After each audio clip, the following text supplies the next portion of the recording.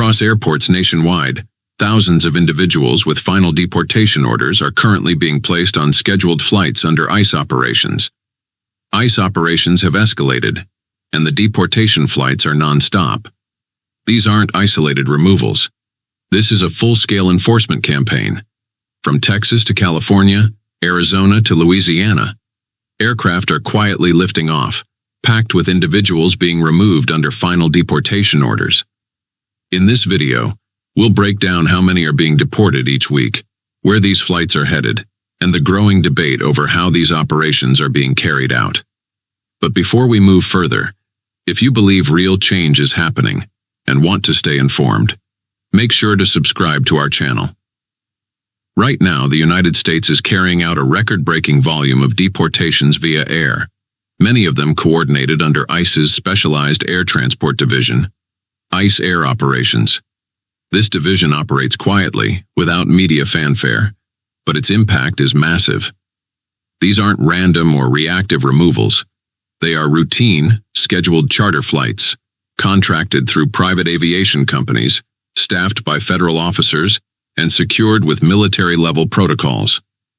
On board are individuals with final deportation orders, some detained during high-profile workplace enforcement operations, others encountered during unannounced home visits or after traffic stops. Some have been in ICE custody for weeks or months.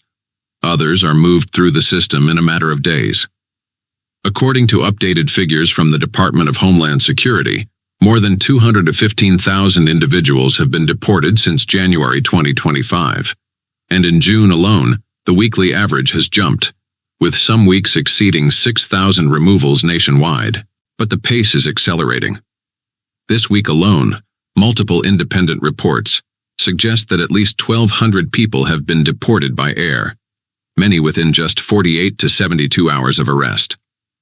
What's changed is the speed and precision of the system. ICE now relies on real-time surveillance, mobile fingerprint scanners, and a powerful AI database called Falcon to identify, locate, and process individuals faster than ever before.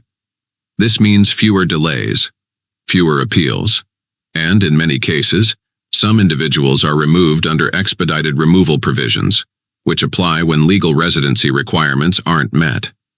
Behind each of these flights are dozens of local-level enforcement actions.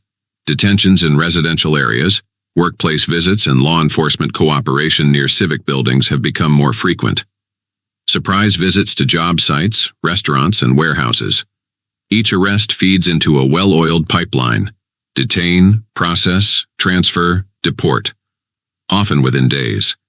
It's a system designed for volume, and in 2025 it's operating at full capacity.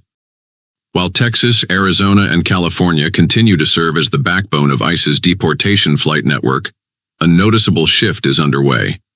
New cities are quietly becoming hotspots for removals. ICE's strategy is evolving, not just geographically, but tactically. In Charlotte, North Carolina, courthouse arrests have surged throughout June. According to reports from local attorneys and legal aid organizations, ICE presence has increased near courthouses, where some individuals with past immigration issues have been detained following scheduled appearances for scheduled hearings, including civil matters like custody, eviction, or traffic citations. Many of those detained have no criminal record, but are flagged due to past visa overstays or missed immigration court dates. Immigrant rights groups say this marks a return to pre-2020 tactics that were previously restricted, and some community members say this has led to reduced engagement with local services, citing growing concern. In Baltimore, Maryland, a quieter form of enforcement is underway. ICE has ramped up its use of detainer requests for individuals held in local jails, even for non-violent offenses, such as driving without a license or unpaid court fees. Advocacy organizations fear this may signal a broader removal activity across Maryland's non-citizen population in the weeks to come, particularly as more local law enforcement agencies begin sharing real-time booking data with federal immigration officials. And across multiple states, including parts of Florida, Nevada, and Ohio, ICE has resumed what some reports describe as overnight removal transfers.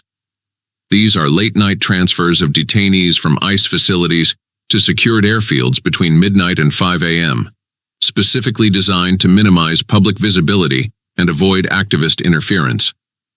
Transport vans roll in under heavy escort. Detainees are transferred onto chartered removal flights and takeoff occurs before sunrise. These flights are scheduled during overnight hours to reduce operational delays and public disruption, according to sources. What these developments signal is clear. ICE is no longer just focusing on traditional border states. It is expanding inland, moving quickly, and using a mix of legal loopholes, timing, and technology to carry out removals, and for undocumented individuals living far from the border, especially in places once considered low risk. The threat of deportation is no longer distant.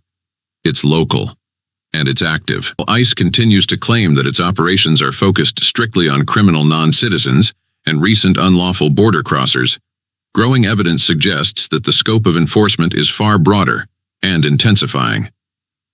Across several states, reports from community organizations, immigrant resource centers, and regional news outlets indicate a noticeable uptick in deportations involving individuals with no criminal convictions, long-term undocumented residents who've lived in the U.S. for years or even decades, people with strong family ties, including those with U.S.-born children, asylum applicants with pending cases still awaiting court hearings.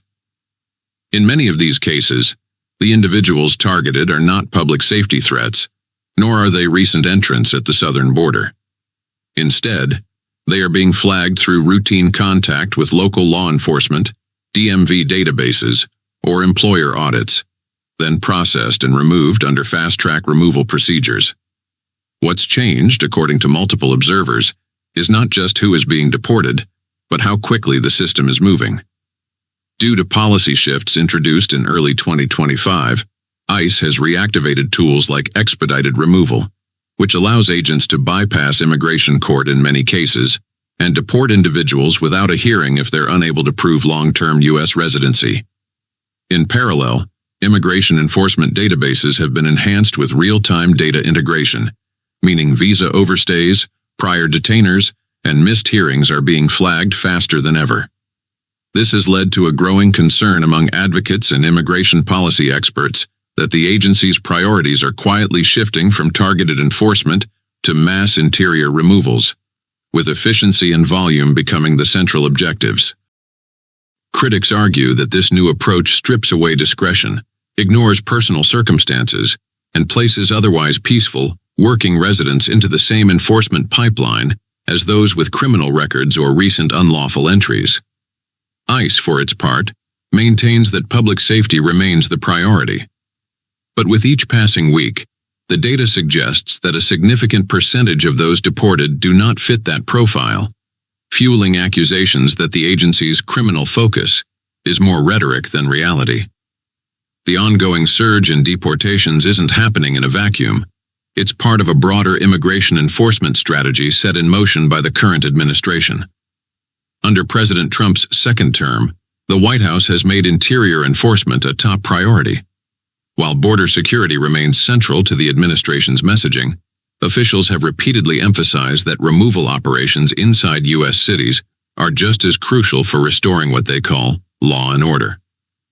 According to official statements from the Department of Homeland Security, DHS, and senior White House spokespeople, the administration's primary objectives include reducing the backlog of deportation orders, many of which have remained unexecuted for years, speeding up the removal process through expanded use of expedited removal powers, allowing deportations without court hearings for those who fail to prove long-term presence, reactivating courthouse and workplace enforcement, including arrests in previously off-limits, sensitive locations, tightening cooperation with local law enforcement, especially in jurisdictions where data sharing had been scaled back under previous policies, and increasing pressure on sanctuary cities, with more targeted operations aimed at areas refusing to fully cooperate with ICE.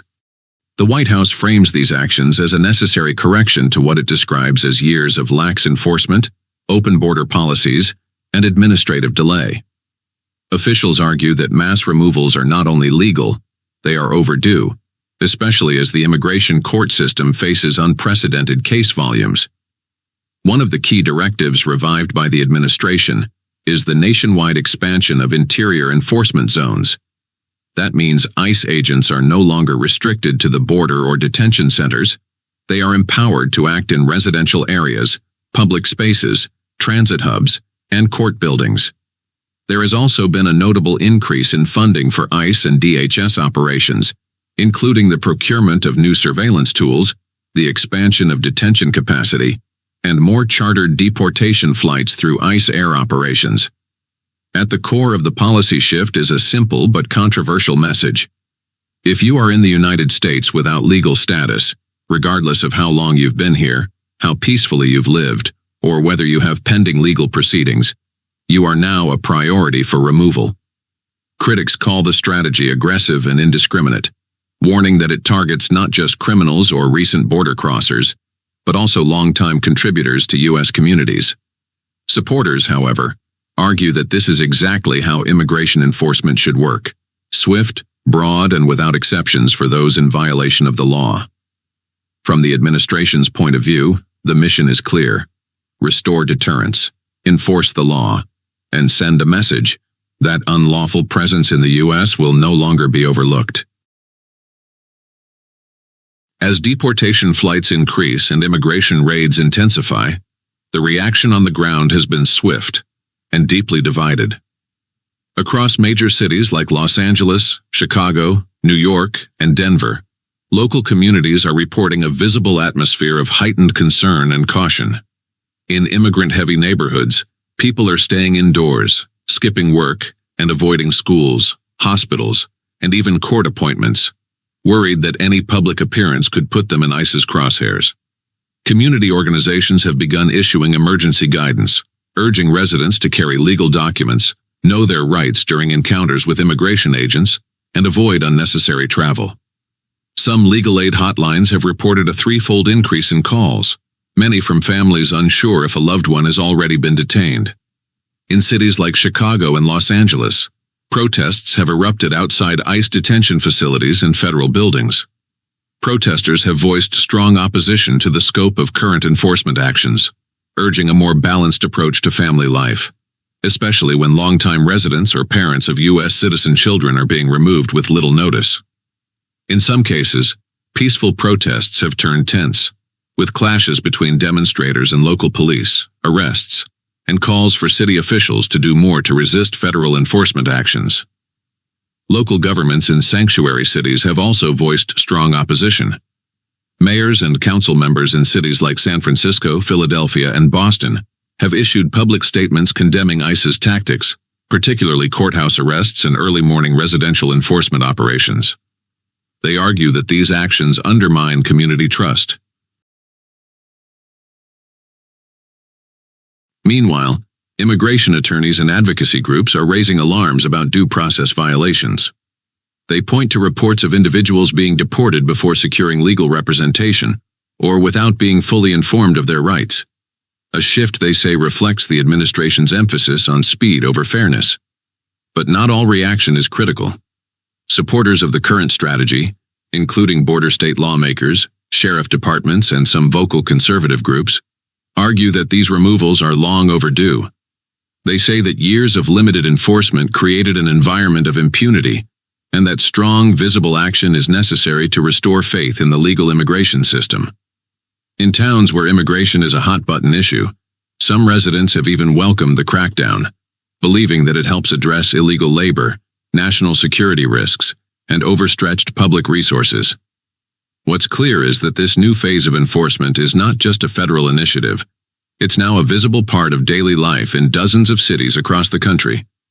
And for many undocumented individuals, even those with no criminal history, the message is unavoidable.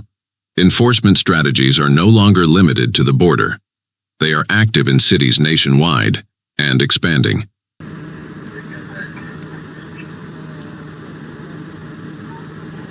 Avenue or 19th Street? 8th and 19th. If you found this video informative, don't forget to like, share, and subscribe for more updates on immigration, enforcement actions, and U.S. policy changes. Thanks for watching.